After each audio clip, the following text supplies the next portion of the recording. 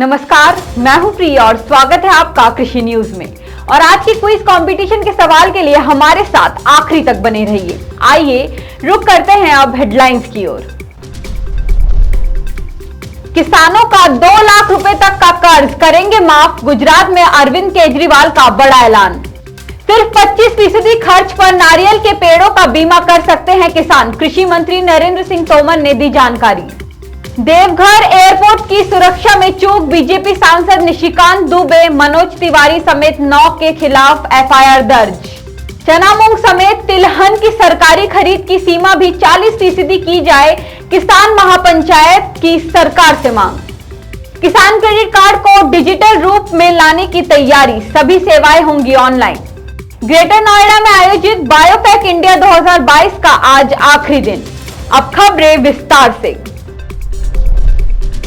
दिल्ली के मुख्यमंत्री अरविंद केजरीवाल इन दिनों गुजरात दौरे पर है। द्वारका में एक आम सभा में जनता को संबोधित करते हुए उन्होंने प्रदेश के किसानों से कई वादे किए।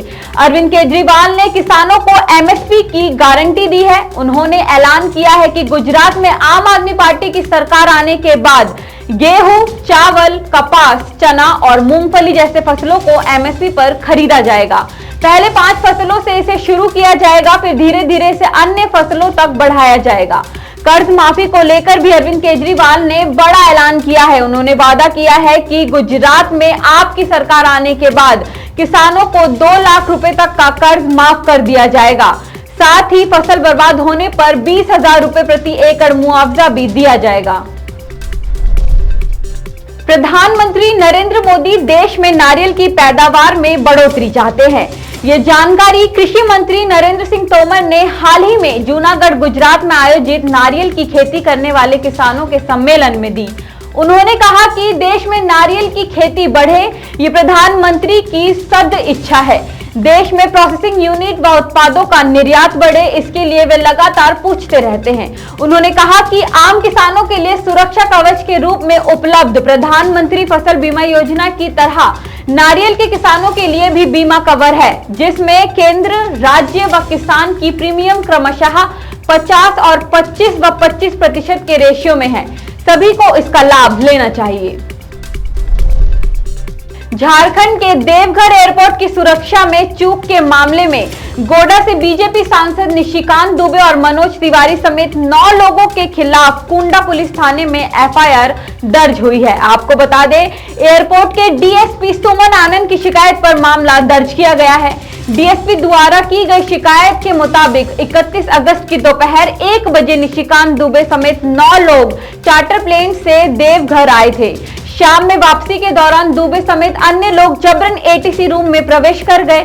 बता दें कि देवघर एयरपोर्ट में नाइट टेक ऑफ या लैंडिंग की सुविधा नहीं है। शिकायत के मुताबिक इन लोगों ने जबरन एटीसी रूम में प्रवेश किया। इसके बाद क्लियरेंस लेकर सांसद और उनके साथ के लोग चार्टर प्लेन से वापस लौट गए।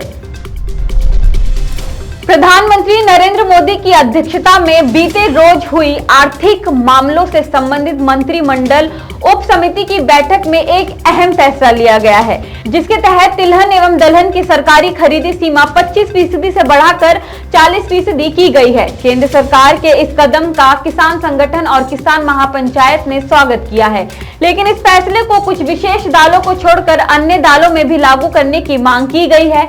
किसान महापंचायत के राष्ट्रीय अध्यक्ष रामपाल जाट ने इस संबंध में कहा है कि बैठक में तूर, उड़द और मसूर की सरकारी खरीद की सीमा 25% से बढ़ाकर 40% कर दी गई है, लेकिन इस संशोधन से चना, मूंग जैसे दलहन तथा 7 प्रकार के तिलहन उपजों को बाहर रखा गया।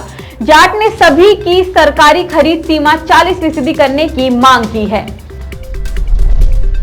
जल्द ही किसान क्रेडिट कार्ड की सभी सेवाएं डिजिटल होने वाली है। आरबीआई ने हाल ही में अपने एक बयान में कहा है कि किसान क्रेडिट कार्ड के end to end digitalisation pilot project को शुरू किया गया है।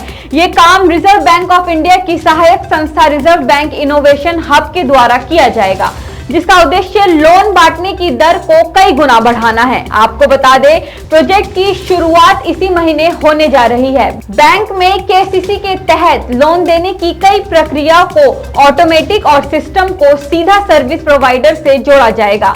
साथ ही केसीसी डिजिटलाइजेशन प्रोजेक्ट का उद्देश्य लोन लेने वाले लोगों के लिए प्रक्रिया को आसान बनाना और लागत को कम करना है।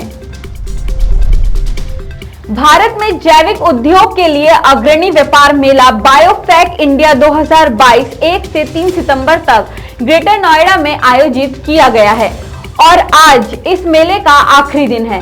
यह एग्जीबिशन कृषि और प्रोसेस्ड खाद्य उत्पाद निर्यात विकास प्राधिकरण एपेडा, वाणिज्य एवं उद्योग मंत्रालय और भारत सरकार के संरक्षण में आयोजित किया गया है, जिसका उद्देश्य जैविक और प्राकृतिक उद्योग के सभी प्रमुख खिलाड़ियों को एक मंच पर लाना है। साथ ही आपको बता दें, यहां कृषि जागरण की टीम भी मौजूद रही।